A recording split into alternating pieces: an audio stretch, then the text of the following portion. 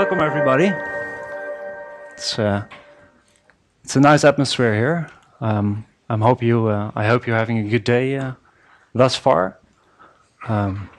We're here to talk about full stack testing, application testing, and the tools that we use in a project at ING. First, let me introduce myself. My name is Ernst Naezer. And I'm Quinten Krijger. He also has a nice picture.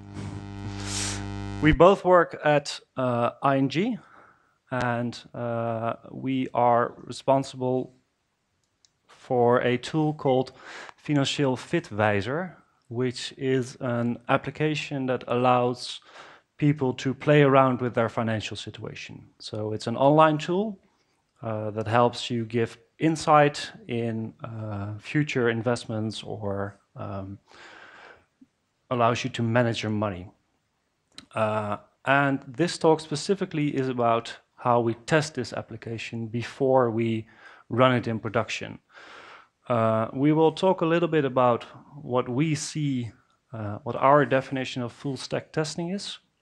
We will show you the tools that we use, and we will, a large part of the talk will also focus on an open source tool or plugin that we've released that enables the full stack testing. So first, I'd like to spend a little bit time, or spend some time on on what we see is full stack testing, or what we see as full stack testing. So, some things in life you just want to know for sure, right? We like a good roast, and the inside of the meat has to be exactly on the core temperature has to be exactly right before you want to eat it. And the same goes for applications. You have all sorts of testing tools available. You're probably all familiar with unit testing, and I bet that if I were to ask you to raise hands for who does unit testing, the majority of you would raise up your hands. But unit testing is often the start of gaining confidence in an application. Your application most likely has multiple components that are attached to each other. It is unlikely that you have just a single file that makes up your application. It probably has a database or an API that serves a front end or vice versa. So testing your application often goes farther than just a unit test. You have what is typically called integration test, right? So you have a database with test users and maybe a system that allows you to deploy a specific version of your test, or in our case, we have several libraries that are delivered by other teams within our organization. For instance, the style sheet and how it looks and how the default components of our web application behave. And these all need to come together in an environment that allows us to test the application before we push it to production. So, and I bet that most of you have a similar process where perhaps you have a test server or an acceptance test server. And this server is often used by multiple teams. So, but the message here is that the more components you can test before you go to production or before you make a change, the more confident you gain that you're sure that your application will function in production as well. And this is especially true for components that need linking, so a database or maybe a gateway or security components, all these things that are maybe a bit harder to do on your local development machine. So what we typically see, as I just explained, is that most teams, and we're no exception to that, usually only have one acceptance environment. And having only one machine or only one place where you can test your software, where it all comes together, brings you usually a host of problems. So having one machine means that it's often difficult to do feature branch testing, for instance. So say you have a part of your team is working on a breaking change that takes longer than one iteration. And another part of your team is working on a feature that's going live in a week. Now you have a conflict because you can't deploy to the same machine at the same time because it's only one machine, right? And you have breaking changes. The same goes for when the machine is down. Then what? Does that mean that you can't release your software to production at that point in time? Or do you have maybe a spare one laying around somewhere? Another example that we see often is that it's pretty hard to preload data into databases or systems that you don't have easy access to. Maybe you need to contact some guy to upload a table or to do some schema changes that you as a developer don't have the right to perform or to execute. And all these features or all these aspects of having one machine living somewhere in your organization result in a feeling that integration tests are not often easy repeatable, that they are not immutable, that you can't give the guarantee that the test that you ran yesterday will go the same today because somebody released a new version of a component, somebody updated the style sheets, for instance. So mutability in these environments is often a big problem. But what we like to see is that we want to have an acceptance environment with all the components that we're using or that makes our application great can be provided at runtime, so whenever we need them. So wouldn't it be great if we can have an environment that has every component that makes our application and we can create it whenever we need it and for whatever we need it. Maybe you want to showcase your application on an event like this, or you're giving a presentation at a client and you would like to have the same application that you have in production run on your laptop. All these aspects these are all great aspects that fit into the term full stack testing or full stack running. So as I mentioned before, the talk we're giving today focuses primarily on what we as a team did to accomplish what I've just told you. The tools that we've used to overcome the problems that I've just described to you. We're going to show you how we create such environments with literally the click of a button, or in this case, a command line query where we say Gradle check. And having these environments available gives us the opportunity to do feature branch testing.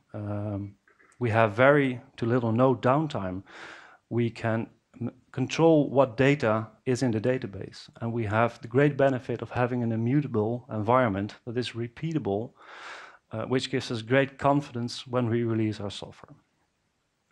Now, before we go into the gory details of how we've accomplished this, I would like to show you a short movie or a short recording that we made where you'll see an actual build process of our application. So what you will see is the application will start up.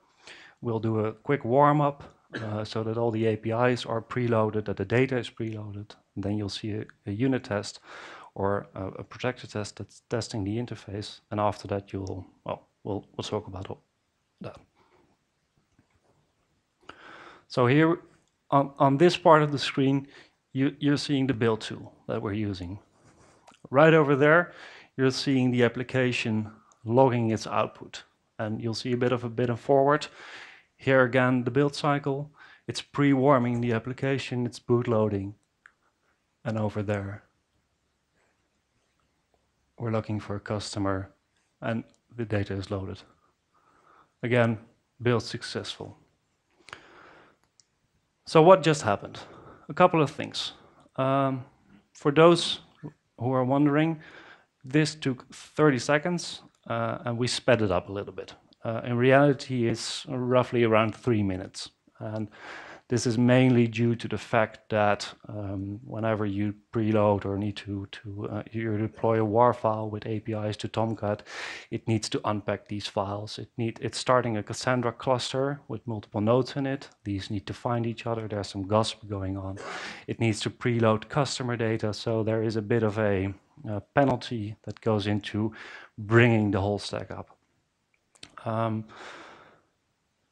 In an actual environment, you would also do this in a headless environment. So we made a nice capture of a web browser for you to see what's actually happening.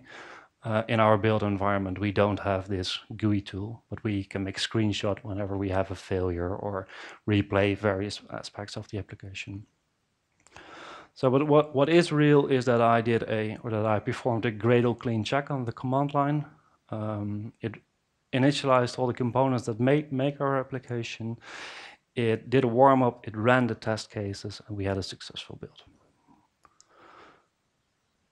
So this is for us full stack running or full stack testing, having the ability to initialize and boot up every component that makes your application. Now I'd like to give the word to Quinten, and he will talk about how to do this. Right. Hello, everyone. Lots of familiar faces. That's cool to see. So this is pretty cool stuff, I would say. Spent some time on this together, and we're actually really proud of this. To summarize the whole stack, bringing that up. So yes, in practice, that takes a couple of minutes, but it's the whole stack. So pretty cool stuff, I would say. But how do we do this? How do we do the full stack testing? Well, as you just saw, in practice, it's as simple as first, you need to prepare the application to be able to start up like this, to be able to do your local runs. Then we need to run the full stack each time we run our tests, actually. So the preparation, of course, we need to do once. This is the horrible stuff. This is the stuff where you need to take every hurdle that there is to be able to do this. But then each run, we can simply fire it up and we can run our tests. 3 simple steps. Let's go to step 1, preparing the stack. Take a generic application, 3 tiers, front-end, back-end, database.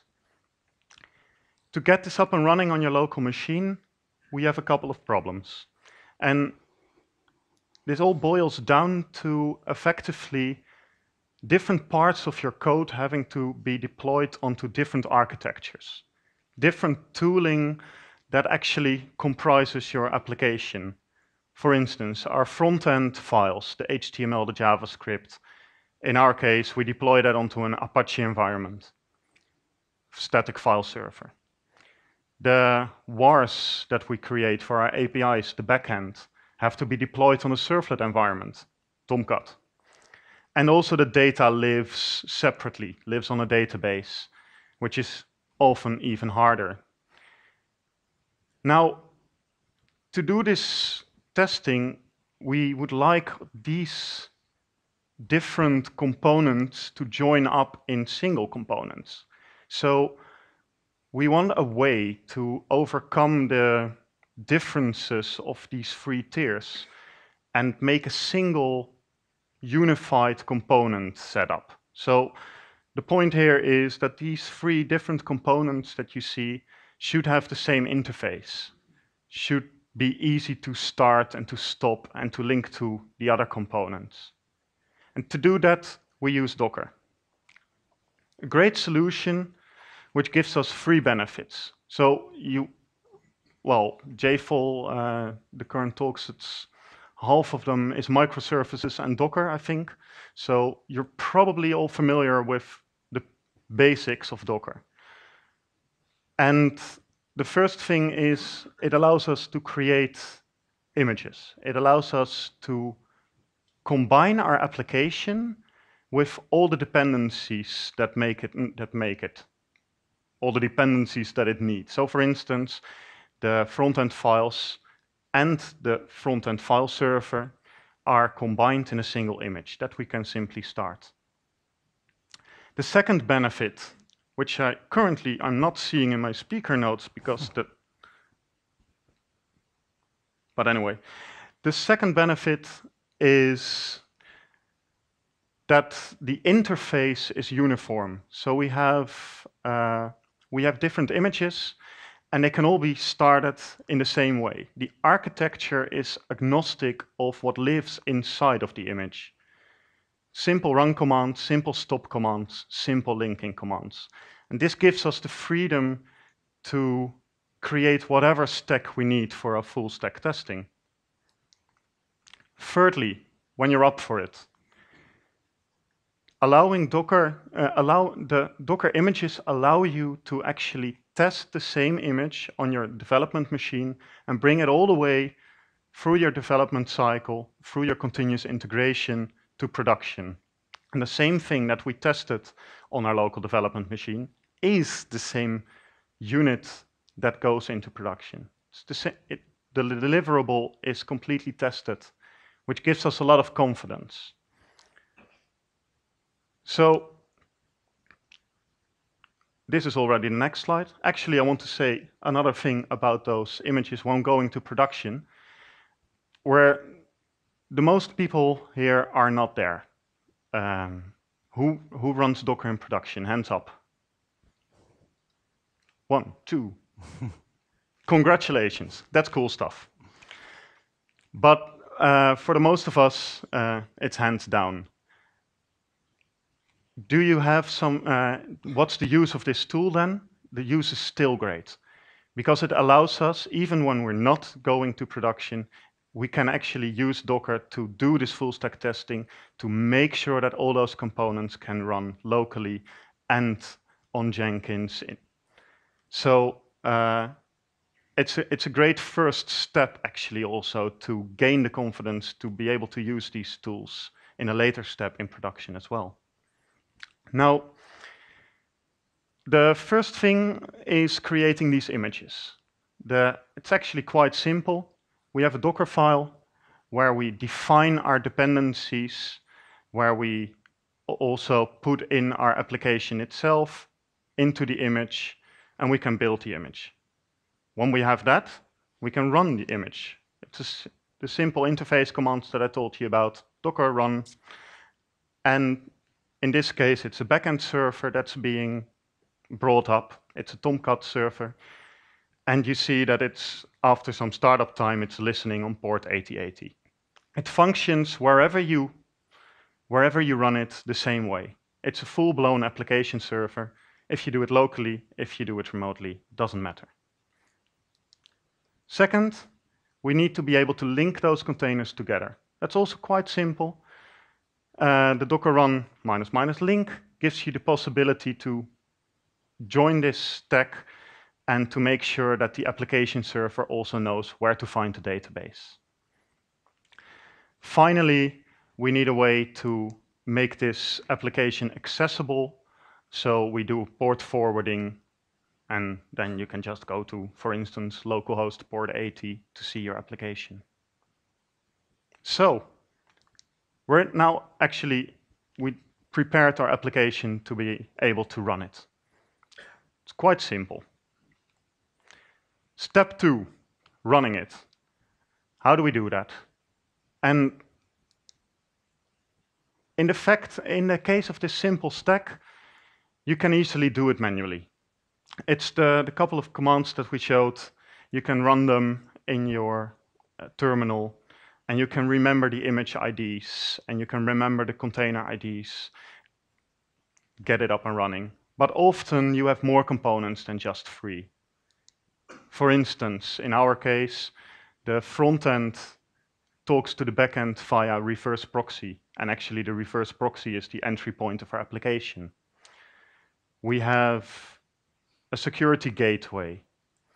So as you start to integrate these components into your stack grows and grows. and you have more and more components to take care of in starting. You have to take care of the order in which they start. You have to take care of remembering remembering all the IDs, and you have to bring them down again. You have to make sure that you clean up the mess. It's a lot of handwork. So it's a lot of complexity. It's a lot of manual work. And what do we use to overcome this? Solution for all this manual work is Docker Compose.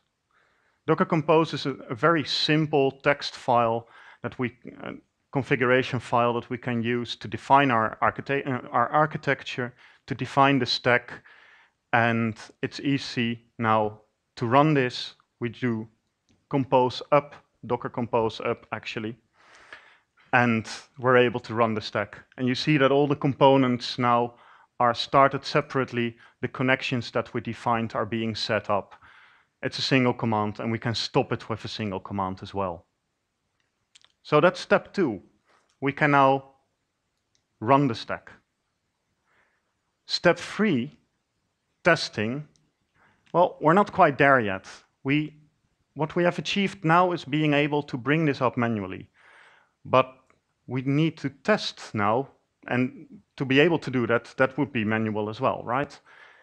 What we would like is for this test to be integrated in our continuous integration. So we have this build cycle, which is very valuable. Build, test, publish. You don't ever want to publish something that you haven't tested yet. That's the basis of the build cycle. And as I just showed you, we really like the use of Docker Compose, the power of it to be able to run your stack. But we couldn't really find a tool that integrates with the build tool, with Gradle or Maven or whatever you're using, that also uses the power of Docker Compose. So that's a problem. Step 3, not really there yet. Thanks. So luckily, as I said in the introduction, we made something for this. So Quinten showed you how to prepare your application and all the components for full stack testing. He showed you that the minute that you start to componentize your application, you will most likely want to incorporate more and more and more of the actual production environments that you use in your full stack test, because it gives you a higher level of confidence, and well, it's pretty easy, so why not? He told you the tools that we use. And I'm now going to show you the last part of the missing link in these tools chains. What we'll show you is 5 features, and I'll first explain what we created. It is a Gradle plugin, and for those of you who don't know Gradle, Gradle is sort of a Maven on steroids. It's a build tool that allows you to define tasks, that allows you to compile applications. And the great benefit of Gradle is that it's really easy to incorporate code and scriptings and call all sorts of stuff. So it's a pretty open environment that allows you a lot of hacking, and it's very developer friendly. So onto the features. The first feature that I want to talk to you about is integrating with Docker Compose. As we've shown you, you really need Docker Compose to bring up this full stack. Doing this every time manually is a pain. So once you've defined your application in a Docker Compose file, what you then want to do is make sure that you don't release anything that hasn't been tested yet. The problem with these Docker Compose files is that they have a fixed version number. So you're downloading an actual version from a registry, from the Docker registry, or maybe you have it locally in your cache. And this is a pain, because having a version number that is not a snapshot on an image means that it's been tagged, ergo it has been published. And what we've done is we've created a Docker Compose template. And in this template, you have the freedom to define snapshot versions. So you're not stuck to a specific version of a component. And this is actually great, because if your build fails, you're not publishing anything. So the second feature that our tool offers, and this is something that Quinten will show you, is regarding unit testing. Yeah, so we refer to the following tests as unit testing to make clear that it's actually tests run in code. So it's not a unit test per se in the normal sense, but it's something that actually run against the full stack, but it's running code. If you can show the next slide. This is an example of such a test. It's actually quite simple. What are the hurdles that you get when you want to set up such a test? Say you would do it manually. You bring up your stack manually. What do you need for your test? Connection to the stack, right? So you bring up your environment, and then you need to look at what's the IP and what are the ports that we need to use to make this connection. And then you can, in code, set up your connection. Now, of course, you have to run this manually as well, so it's not part of the build cycle. So we created the plugin to make sure that it is part of the build cycle, that, as you can see at the top, these Docker service host and port are the variables that are supplied to your test code and that you can now use in your tests. And all neatly integrated into the cycle. And the third feature that I want to talk to you about is having the ability to run arbitrary code against your stack. So the reason I'm calling it arbitrary is that not every test that you write or every part of your integration test it might not be an aspect of your build chain. It might not be a JVM-based language. It might not incorporate such easily. And this is the architecture of the demo that we gave at the top of the presentation. It shows the components that our application uses, and in green you see we have a test image.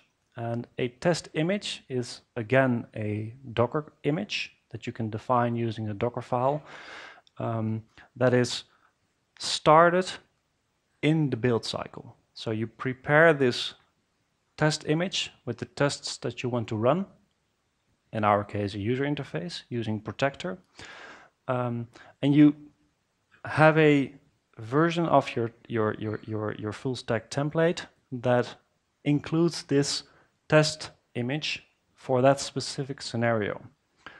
And this gives you great benefit. This is the snippet of the code that was shown in the short demo that we gave. This is a Protector framework or a Protector test. It uses Node.js.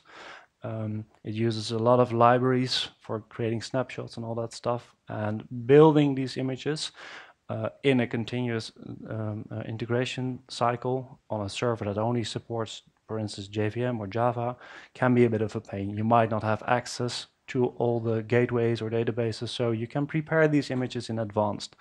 And having the ability to define images in, or test cases in images, gives you a lot of freedom. So if you have a complicated test case, or maybe you have a wiki-based testing system that you want to scrape and incorporate or embed in your test run, having the ability to define these images gives you great freedom. Fourthly, test-specific stacks. We just showed our setup for the test that you saw on the demo, but you can define multiple setups. And when you have this nice process of starting and doing everything automatically, you have the power of repetition, but you have also the power of actually doing different things. So starting different setups and closing them, testing them in a single test run. For example, we can go to, oh, that's a nice example as well. We'll come to the previous slide later on then. No problem.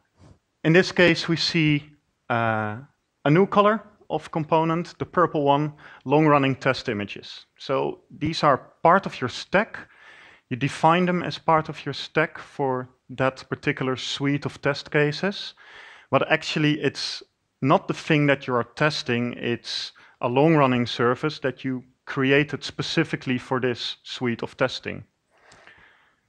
For instance, a WireMock service. You can create data stubs or API backend stubs, whatever you need stubs for, and set that up as part of your architecture.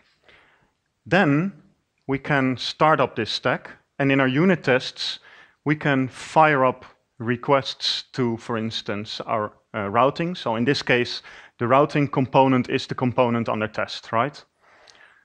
We can create simple requests, and we want to know, for instance, that all the headers for the security are being passed correctly to the next component in our stack.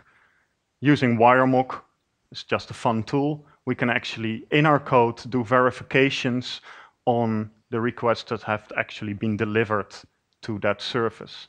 And nothing is mocked here in the sense of the connections. So all the connections here are real. Would it be Postgres database with geo data? Then you need to set up a Postgres connection.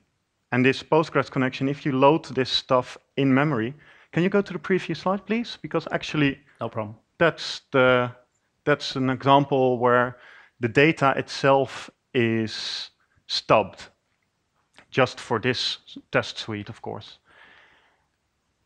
Now, this case, it's Cassandra, it's not Postgres with geodata, but whatever you're using, you need to set up those connections and stuff.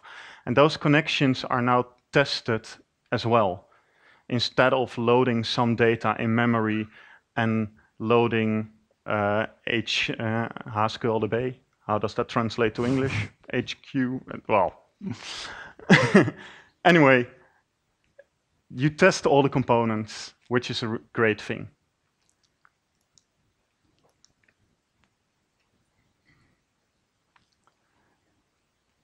This is an example where we go further.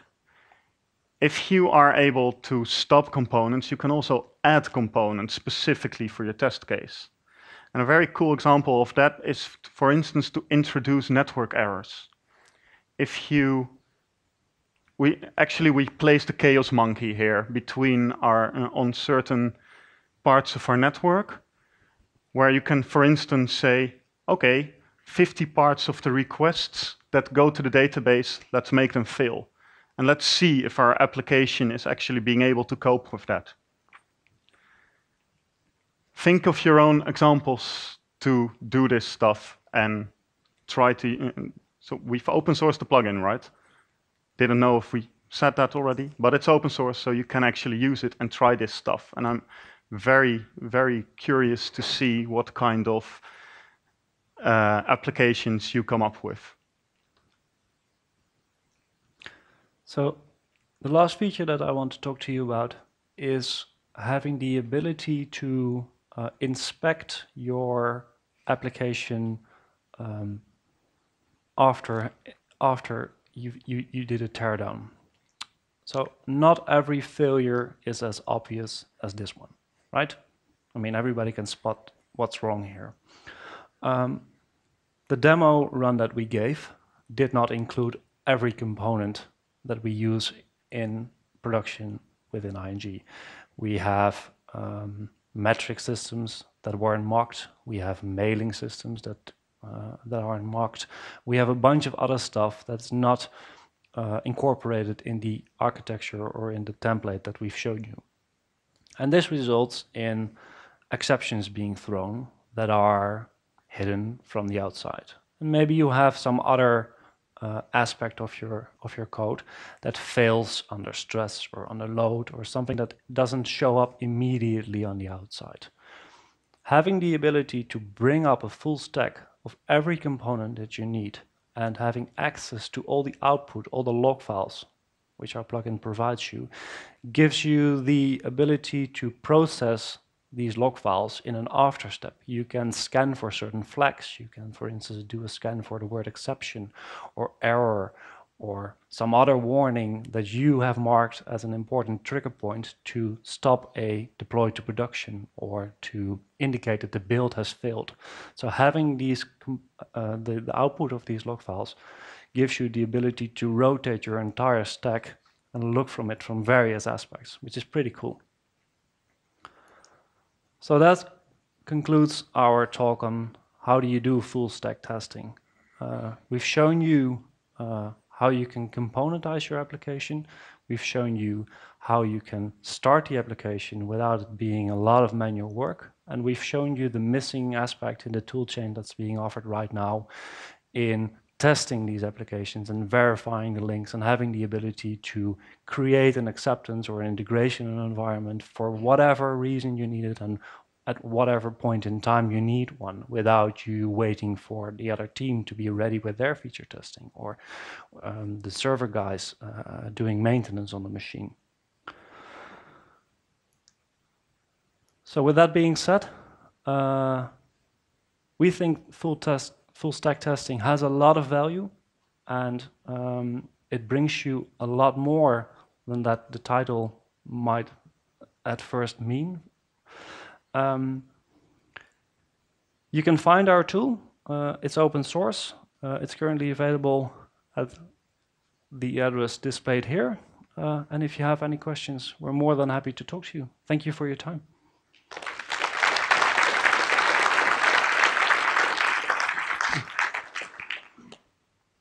Questions? How do you deal with test data generation? Okay, so the question is, how do we deal with test data generation? So you have a couple of possibilities here. One is you can, during the building of your application or during the first phase where you saw the Gradle run, the test images are being built. This means that you, at that point in time, have a hook that allows you to run customized code or do some form of data generation. So having the ability to stop various components and using the build a grade system gives you a lot of freedom to incorporate custom scripts or code. So in practice, you would simply have a SQL script, for instance, hidden in one of your modules that creates that specific data stub. And that's all done in the test run. So these test images that you see, the purple ones and the green ones, they're actually being built as a step in the build cycle. Yes. With all the possibilities that you need. Any? How do you deal with updates of components outside the scope of your team? For example, Nginx or Ah, yeah, cool. So one feature that we didn't show you is that because we use Gradle, you can place a dependency on artifacts that are in Maven. So if you download or if you do the compile step, then it downloads all the artifacts that you have defined as a dependency into a separate folder that's made available to the Docker build step. So if you want to have a WAR file or some CSS file or release that somebody created, you can place it in Nexus or any other repository that you use. It's being downloaded on compile time and then incorporated into an image. Yeah, I would like to add to that your question also refers to a big organizational aspect where you need to, of course, you still need to communicate with the other teams. A possibility that you can think of is that every team which owns, for instance, a microservice also supplies images that you can just use in your architecture. So a new release for their service, they would also release a new version of the stub image, or even, if it's light enough, the production image. If you have access to a big cloud in which you run this, just use the production images, right? Okay. But it's an organizational challenge to be able to do that correctly, of course, and it will be different for everyone. So do we have a last question before we can go to lunch? I think there was a question over there. Okay. Hi. How do you solve cycle dependencies in your Docker Compose? So you showed the graph where you have a cycle. How do you solve that? Because Compose doesn't solve in boot order. Yeah, so there's when you have to do in the picture where you had the cycle, that was actually unit tests. So that's at runtime that connection is being set up. So the plugin just looks at what components are running and what IP, what host, and it supplies those values to your test code. So actually there wasn't a cycle in there. Being able to actual cycles will be a problem. You cannot define them in Docker Compose. There would be a problem in any topology. So don't create cycles. But another fun fact that actually relates to this is that the test images are not being you saw the green ones, they were called executable images. So they're not being started when all the other components of your stack are started, in contrast to the purple components, which were long-running services. The green ones, they are images, they are containers, but they are started as a test step. So just at the same point where you would fire your unit tests, you would also create and fire your executable test image. Does that answer your question? Yep. Cool. Okay. So thank you very much for your attention. Thank you for being here. And we would like to see what you do with this too. Enjoy your lunch.